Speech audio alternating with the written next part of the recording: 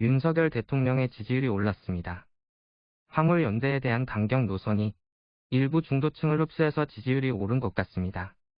민주당은 이 윤석열 대통령의 지지율을 보고 깨달아야 합니다. 화물 파업에서도 민주당은 영양가 없는 소리만 하면서 존재감을 보여주지 못하다가 이제야 정부안을 수용하겠다고 합니다. 화물연대와 함께 싸우기보다는 여론 눈치만 보면서 가만히 있다가 상황이 불리해지니까 적당한 안을 들고 나온 것입니다. 이에 반해 윤석열은 처음부터 강경 모드였습니다. 이전에도 그렇고 지금도 그렇고 옳든 그르든 욕을 하든 말든 자기 할 말만 하고 자기 하고 싶은 일만 밀어붙입니다.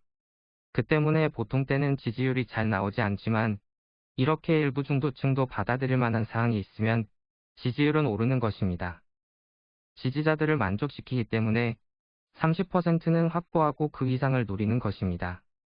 하지만 민주당은 더 높은 지지율을 받고 있지만 더 이상 커지지 않습니다. 아마 이 지지율은 경우에 따라서는 더 떨어질 수도 있습니다. 그것은 지지자들을 만족시키지 못하기 때문입니다. 그냥 눈치만 보고 지금처럼만 지속하면 된다고 생각하는 것 같습니다.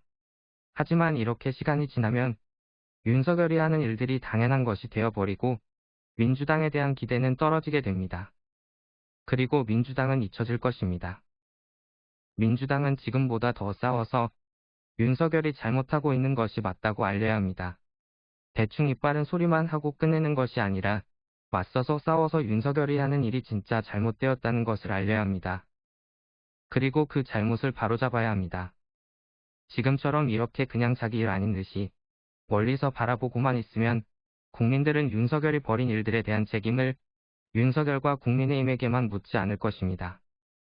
충분히 싸울 수도 있었고 바꿀 수도 있었지만 아무것도 하지 않은 민주당에게도 그 책임을 물을 것입니다. 요즘 계속 민주당 비판만 하는 것 같습니다. 하지만 지금이 중요한 시기라는 것을 알아줬으면 하는 마음에서 계속 비판합니다.